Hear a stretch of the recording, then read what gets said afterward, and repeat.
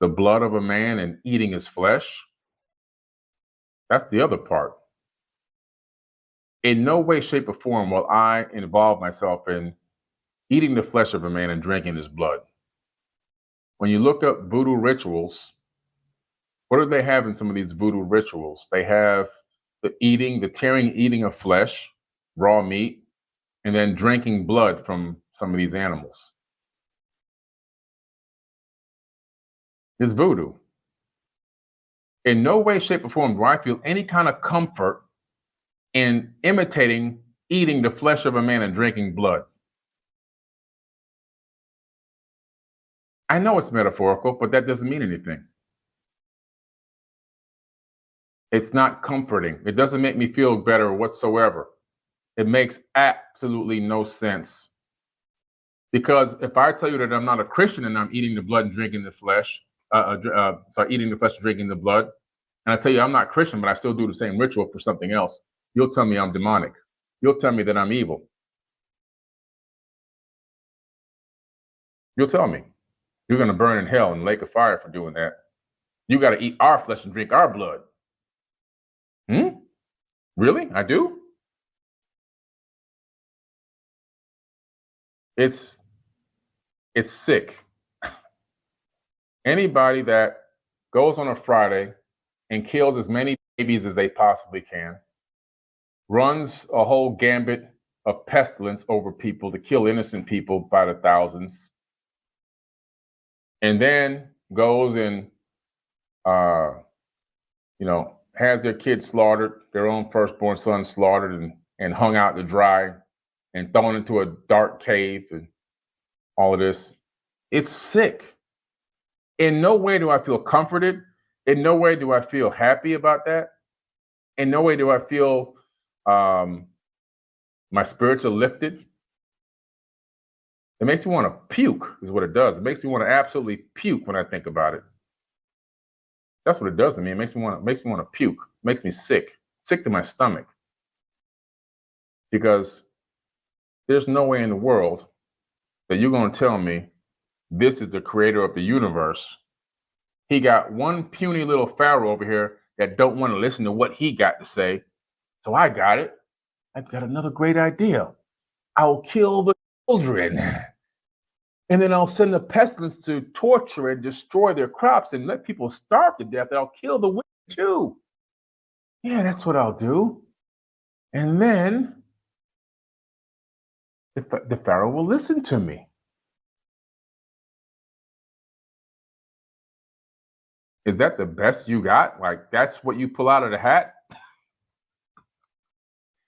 That's like what you go, that's your mastermind 10 gigabyte IQ says to do that. That's the first thing come to mind. Kill women and children. Starvation. Starve people to death. Kill my kid. Kill. And then flip it. Good Friday. Resurrection. And you got people jumping around.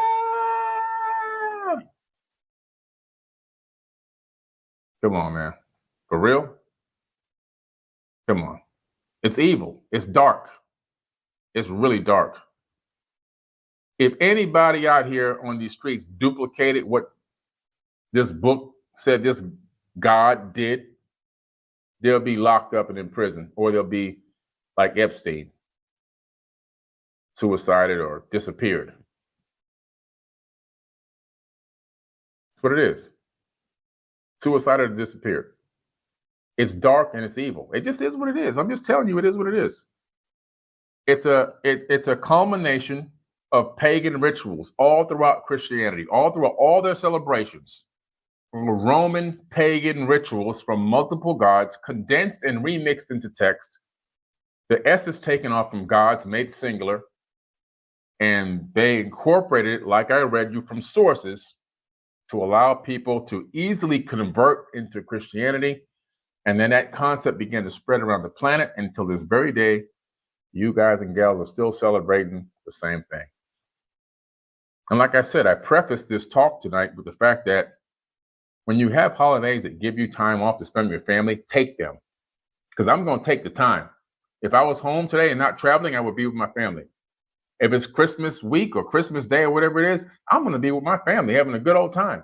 If it's Thanksgiving, I'm going to be with my family. But I know the secrets behind Christmas. I know the secrets behind Thanksgiving. I want to buy your house. I can pay you cash for your house, no matter what condition it's in. I know the secrets behind St. Patrick's Day. I know the secrets behind Easter and Good Friday and all these holidays. I have the knowledge of them. But at the same time, do not in no way let it turn you dark and have you with an attitude projecting that.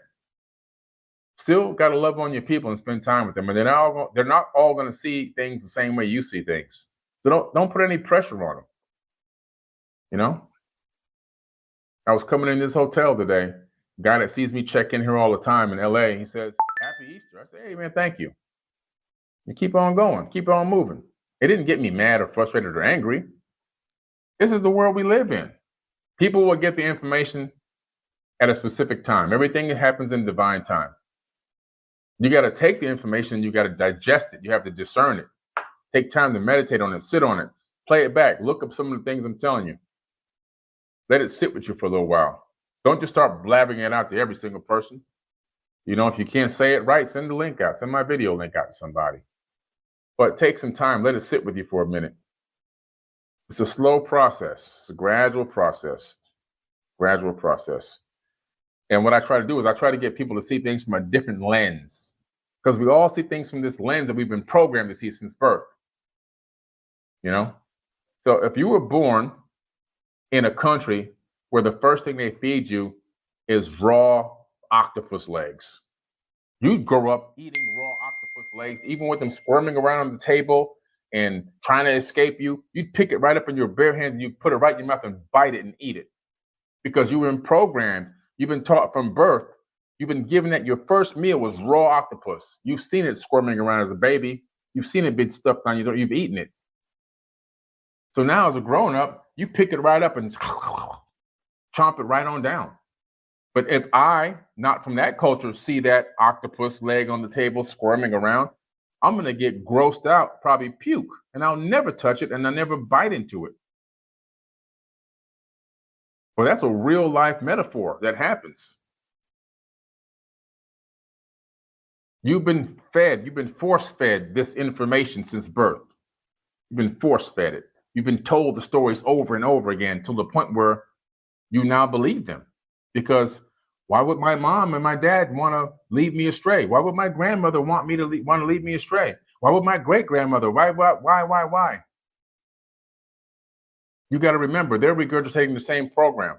It's the same software being regurgitated over and over and over and over and over again.